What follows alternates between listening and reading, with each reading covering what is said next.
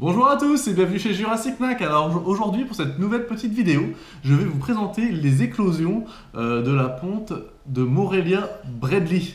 Allez, je vous montre ça tout de suite sans trop attendre. Hop.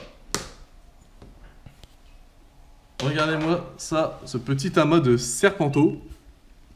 Alors il a fallu au niveau de l'incubation à peu près 80% d'humidité et 66 jours à 30 degrés pour obtenir les éclosions. Voilà, donc là j'ai pas compté exactement le nombre d'œufs, mais il me semble qu'il y en avait une petite trentaine, entre 25 et 30. Donc forcément, voilà, j'ai le même nombre de serpents, parce qu'apparemment tous sont sortis. Regardez, je vais en prendre un. Alors pour rappel, le Morelia Bradley, c'est un python australien mais qui aura une couleur différente des autres Morelia que l'on peut retrouver. Il sera un petit peu couleur ocre, donc là ça se voit pas forcément parce que ce sont des jeunes et qui n'ont pas encore fait leur première mue, donc ils paraissent encore très très foncés. Et ils ont une petite bouille quand même bien sympathique. Donc là, une fois qu'ils sont sortis des œufs, je vais les placer dans des boîtes, dans une grosse boîte en fait, où je vais tous les regrouper avec pas mal d'humidité jusqu'à la première mue. Et après la première mue, ils seront tous en boîte individuelle. Donc on va compter combien il y en a. Allez. Hop. Donc on a déjà mis un là-bas. Alors, ce qui est important, vous voyez, il y en a un qui est sorti mais qui n'a pas totalement résorbé son sac vitelin. Donc ça, on va laisser comme ça. Et soit ça va sécher, ça va tomber, soit il va résorber le reste. Donc ça, on va le laisser tranquillement. Donc là, on a deux petits Morelia. Ah, il y en a. Je vois encore qu'il y en a qui sont dans les œufs. Du coup, on va peut-être les laisser. On va juste prendre ceux qui sont complètement sortis. Bon, au final, on va pas les compter. Hein. Il y en a quand même beaucoup. Voilà. On les comptera quand on les mettra en boîte individuelle.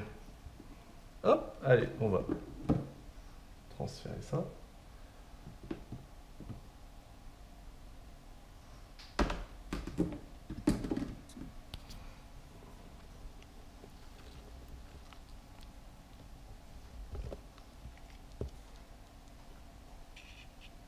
C'est quand même impressionnant le nombre de jeunes qu'il y a. Hop, et là. Viens là.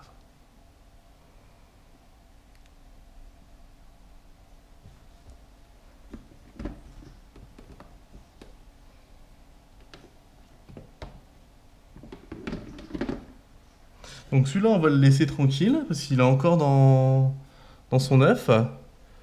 Il y en a un qui se balade là.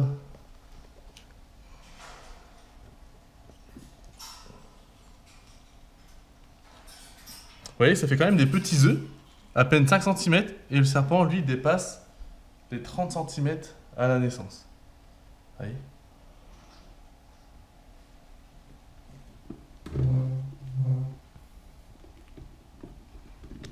Vous voyez, il y en a encore un ici.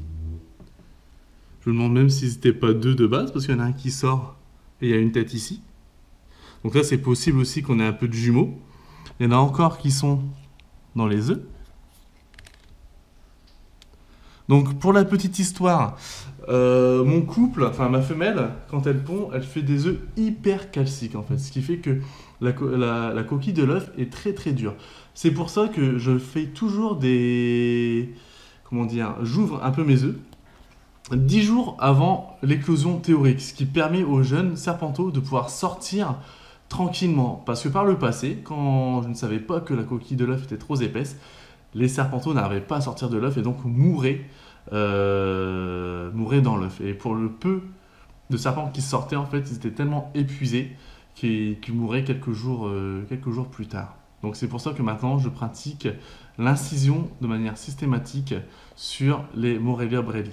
Parce que c'est vrai que la coquille de l'œuf est très très épaisse par rapport aux autres œufs que j'ai lors de mes autres pontes de différentes espèces. Hop, il y en a qui se font la malle. Donc voilà pour la présentation de l'éclosion des Morelia Bradley. Si vous avez aimé cette petite vidéo, n'hésitez pas à la liker et à la partager. Et vous pouvez aussi me suivre sur ma page Facebook Jurassic Knack. A bientôt les amis.